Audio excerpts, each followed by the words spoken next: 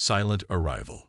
The Galactic Alliance had ruled unchallenged for 7 centuries, their dominion stretching across thousands of star systems. 12 major species governed from the High Council chambers on Zephyra Prime, their peace maintained through careful diplomacy, technology-sharing agreements, and the occasional show of overwhelming military force. The galaxy had achieved a delicate balance, until the day everything changed. On what should have been an ordinary cycle, at the far reaches of the Andara sector, a lone ship emerged from the darkness. It appeared suddenly on long-range scanners, materializing without warning in a region heavily monitored by Galactic Alliance patrols. The ship was unlike anything in the Alliance database. Sleek, obsidian black, with no visible propulsion systems or weapon ports. It seemed to absorb surrounding light rather than reflect it, creating an unnatural silhouette against the stars. Unidentified vessel detected in Sector 7, reported Lieutenant Nexar, his 4 eyes widening as he studied the readings at the monitoring station. It's not matching any known configuration. Admiral Theron of the Galactic Alliance Defense Fleet stood from his command chair, his scaled skin catching the light. Origin. Unknown, sir. It simply appeared. No warp signature, no jump distortion. Theron's expression darkened. Impossible. Nothing just appears. But the ship had, and it drifted silently, making no transmissions, responding to no hails, ignoring all standard first contact protocols. The Alliance dispatched a reconnaissance drone to gather more information, but the moment it came within scanning range of the strange vessel, it went offline. Not destroyed, simply disabled, as if its systems had been gently switched off. Within hours, the High Council had convened an emergency session. Representatives from all 12 major species gathered in the Grand Chamber, their voices rising with concern and suspicion.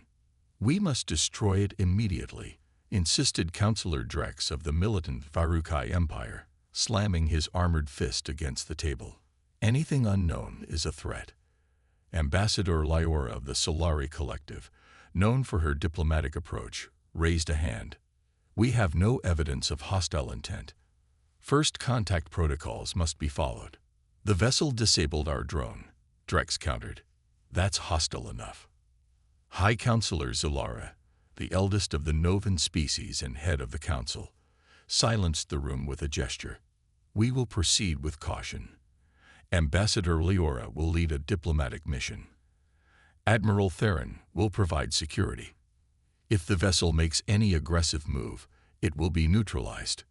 As preparations for the mission began, strange reports started flooding in from across the Alliance. On 7 different worlds, ancient technology, artifacts believed dormant for millennia, suddenly activated. Quantum networks experienced unexplained fluctuations. AI systems reported detecting ghostly signals in frequencies unused for centuries. In the secured archives beneath the council chambers, Chief Archivist Valand discovered something troubling. While searching for any reference to the strange ship's design, he found gaps in the historical records, deliberate deletions that had been carefully hidden, and one word encrypted and buried deep in the oldest archives: human. When Ambassador Lyora's diplomatic vessel approached the mysterious ship, her team expected standard protocols. Communication attempts, cautious scans, perhaps even a demonstration of defensive capabilities. Instead, as they drew near, a section of the black hull simply dissolved, revealing a docking bay that matched their ship's dimensions perfectly. "It's inviting us in," Lyora whispered, both fascinated and unnerved. Admiral Theron's security team readied their weapons. "This could be a trap." "Or first contact," Lyora countered. "I'm going aboard." The interior of the alien vessel defied expectations. Instead of cramped corridors or utilitarian design, they found themselves in a space that seemed impossibly vast for the ship's external dimensions. The walls glowed with a soft blue light that followed their movements, and the air was perfectly calibrated to each species' breathing requirements. "This ship is reading our biological signatures," murmured the science officer, checking his scanner. "It's adapting to us." They moved deeper into the vessel, finding no crew, no defensive systems, only corridors that opened before them and closed behind, guiding them to what appeared to be a central chamber. There, floating in the center of the room, was a holographic display of the galaxy, but not as they knew it. Stars and systems were arranged differently, with routes and connections that made no sense according to current stellar cartography. "It's the galaxy," the science officer said, studying his readings, but from approximately 3,000 years ago. Before anyone could respond, the hologram shifted, and words appeared in the air, cycling through dozens of languages until settling on the common galactic tongue. "We have returned," it read simply. "Who has returned?" Leora asked the empty room. "Who are you?"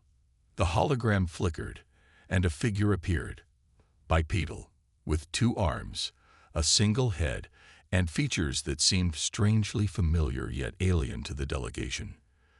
The figure wore no environmental suit, no protective gear, just simple clothing of an unusual design. "I am Captain Eldon of Earth," the figure said, its voice resonant and clear. "The last guardian of humanity's legacy." Leora stepped forward, diplomatic training taking over despite her shock. "On behalf of the Galactic Alliance, I welcome you. We have no record of Earth or humanity in our databases." Captain Eldon smiled, but there was something ancient and knowing in that expression. "That's because your alliance erased us, or tried to. But some things cannot be forgotten, only buried, and buried things have a way of growing in the dark." As these words echoed through the chamber, across the galaxy, more dormant technology awakened. On Zephyra Prime, the Council's secure networks suddenly displayed an ancient symbol, a blue and green sphere wrapped in geometric patterns. And deep in the sealed archives, files thought long destroyed began restoring themselves, revealing the history the Galactic Alliance had tried desperately to forget. The humans had not just arrived. They had returned, and the galaxy would never be the same. The Awakening. Back on the human vessel, Captain Eldon led Ambassador Leora and her team deeper into the ship, which they now knew was called the Remembrance.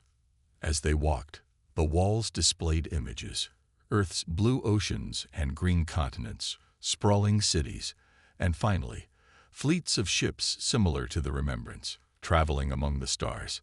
3,000 years ago, Eldon explained, humanity discovered faster than light travel. We expanded rapidly, met the elder races of what would become your alliance, and offered friendship. The images shifted, showing scenes of cooperation, shared technologies, and cultural exchange. Then, gradually, the images darkened, showing conflict, destroyed human outposts, and finally, Earth itself surrounded by an alien armada. "What happened?" Leora asked, her voice barely above a whisper. "Fear," Eldon replied simply. "Humanity's greatest gift was also what terrified the elder races most. Our rate of advancement. While your species evolved over millennia, making careful, measured progress, humans leaped forward in technological bounds. Within a few centuries of discovering electricity, we were traveling between stars." Admiral Theron, who had remained silent until now, stepped forward. "If what you're saying is true, why don't we remember? Why isn't humanity part of the Alliance?" Eldon's expression hardened. "Because the founders of your alliance tried to exterminate us." Back on Zephyra Prime, the Council chamber had descended into chaos. The ancient files restored themselves across every system, revealing the truth that had been hidden for 3 millennia. How the elder races, terrified of humanity's rapid advancement and unpredictable nature, had formed the first alliance specifically to contain the human threat. High Counselor Zalura sat alone in her private chamber, staring at records that predated even her long-lived species' involvement in galactic politics. The attempted genocide of humanity was there in clinical detail, the quarantine of Earth, the systematic destruction of human colonies, and finally, the deployment of a weapon designed to alter space-time around the Sol system, cutting it off from the rest of the galaxy forever. But something had gone wrong. The weapon had malfunctioned, And while Earth appeared to vanish from the galaxy, the truth was more complex. Earth and humanity hadn't been destroyed. They had been phased slightly out of sync with normal spacetime, existing in a pocket dimension where time flowed differently. And now, they had found their way back. On the Remembrance, Eldon led Leora's team to what appeared to be the heart of the vessel, a chamber containing a crystal matrix that pulsed with energy unlike anything Alliance scientists had ever recorded. "This is the synchronization engine," Eldon explained. "It took us nearly 3,000 years of your time, though only 300 of ours, to develop the technology to phase back into your space-time continuum. Why return now?" Leora asked. "If what you say is true, why not come seeking vengeance?" Eldon's expression softened. "Because vengeance solves nothing. And because we've detected something approaching, something that threatens both humanity and the Alliance." The crystal matrix projected images of the galaxy's edge, where something dark and vast was moving, consuming everything in its path, not a fleet or a weapon, but something almost organic, spreading like a stain across the stars. "We call them the Void," Eldon said gravely. "They exist by consuming the energy of stars and civilizations. They're drawn to advanced technology, and your Alliance has been broadcasting your position for centuries." Admiral Theron studied the projections with growing horror. "How do we fight something like this?" "Alone, you can't," Eldon replied. "Neither can we. But together," he gestured, and the Matrix displayed new images, technologies beyond anything the Alliance had developed, defensive systems that could shield entire star systems, weapons that could disrupt the Void's consumption patterns. "This is why we returned," Eldon continued. "Not for revenge, but because the galaxy needs all of its children to survive what's coming. Humanity has evolved during our isolation, developing technologies and abilities your Alliance can't imagine. And you've created a unity among species that we never achieved. Across the galaxy, as more human technology awakened, it didn't attack Alliance systems. Instead, it integrated, enhanced, and prepared. The ancient human defense network, dormant for millennia, began establishing connections with Alliance systems, sharing data about the approaching threat.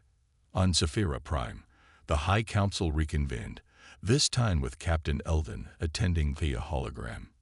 Many counselors remained suspicious, some openly hostile, but the evidence of the Void's approach was undeniable. "We offer partnership," Eldon told the assembled leaders.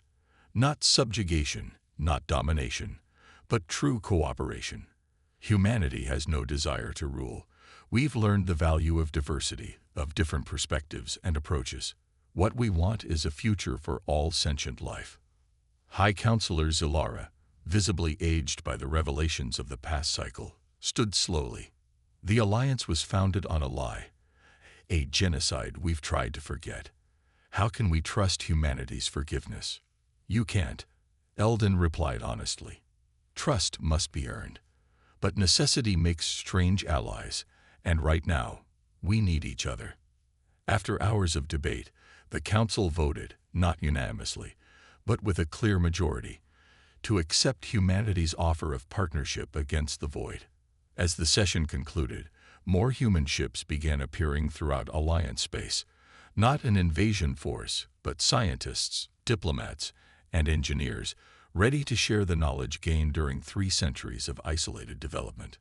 On the observation deck of the Remembrance, now docked at Zephyra Prime's main station, Captain Eldon stood with Ambassador Leora, watching as human and Alliance teams worked together to install the first phase shift barrier that would help protect against the Void's advance. "Your people are adapting quickly to working with us," Eldon observed. Leora nodded. "Fear of the unknown runs deep, but most species recognize opportunity when they see it. Your technologies are remarkable, as are your social structures and diplomatic frameworks," Eldon replied. "Humanity was always better at technology than cooperation. We have much to learn from you."